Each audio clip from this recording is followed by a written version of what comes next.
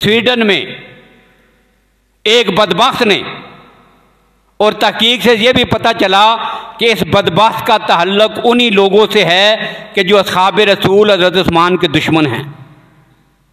उसने ईद वाले दिन कुरान पाक को नजर आतश किया है। हुकूमत की निगरानी में कोई उसको पूछने वाला नहीं, कोई रोकने वाला नहीं, पास ही जो है वो पुलिस खड़ी है, उनकी मौजूदगी में कोई उसको कुछ नहीं कहता। उसने कुरान पाक को आग लगाई, इसकी तौहीन की और इसकी बेहुरमती की है। और जब उनसे कहा जाए ये क्यों हुआ, पूरी दुनिया में अगर कोई आवाज उठाता है, जवाब क्या होता है अहले कुफ्र का, यहूदियों के एजेंटों का जवाब क्या होता है? कहते हैं जी आज़ादी इजहार राय है, कि जो मेरी सोच है, जो मेरा फिक्र है, जो मेरा अकीदा है, जो मेरा नजरिया है, मुझे ये हक मिलता है एक इंसान होने के नाते कि मैं इसका इजहार कर सकता हूं। इसको वो कहते हैं आज़ादी इजहार राय। लेकिन कभी आपने गौर किया है कि यहां तो आज़ादी इजहार राय नहीं, इस पर किसी ने गौर नहीं किया। क्यों? राय का इजहार कैसे करते हैं? मुंह से।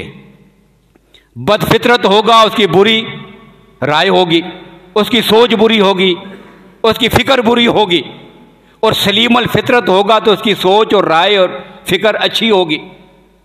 अब फिक्र और राय का इजहार मुंह से होता है, और जो काम हाथों से होता है उसको राय कहते हो।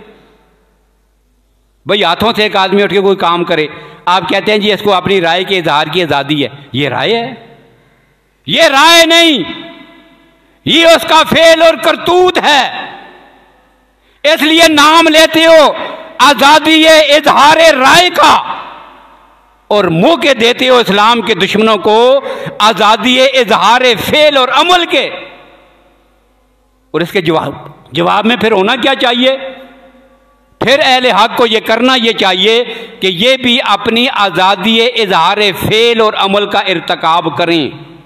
जो बदबख्त ऐसी हरकत करता है फिर जुबान से उसकी मजम्मत ना करें। जब उसने राय से इजहार किया था, हम भी राय का इजहार करेंगे। जब उसने फेल से इसका इर्तकाब किया है, फिर फर्ज बनता है कि हम भी अपने फेल से उसका रद्द करें। और फेल क्या है? ऐसे बदबख्त को एक लम्हा के लिए जिंदा छोड़ने की इजाजत नहीं है। फिर क्या फर्क किरदार तक पहुंचाना चाहिए। फिर कोई पूछे कि ये क्या हुआ है, फिर इसको बता दो कि ये आज़ादी इजहार अमल है।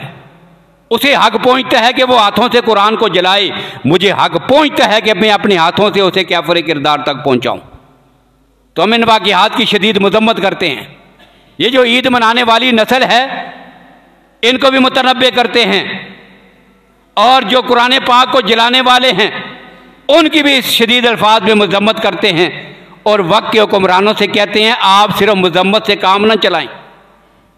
अवाम जिनके हाथों में कुछ नहीं वो जुबान से मजम्मत करेंगे, और जिनका हाथ पहुंचता है, जिनके पास कुव्वत है, एटमी ताकत होकर ये एटम बम किस लिए बनाया था? कुरान पाक को जला दिया गया, उसके बाद फिर कौन सा पीछे चीज बाकी रह जाती है कि हम इसको जो है संभाल के अपने पास रखते रहेंगे? ये जिस काम के लिए बनाया था जरा दिखाएं उन्हें, आंखों में आंखें डालकर उन्हें बताएं कि हम एटमी कुव्वत हैं। तुमने मजबूर किया तो ये सारे हथियार तुम्हारे खिलाफ इस्तेमाल हो सकते हैं।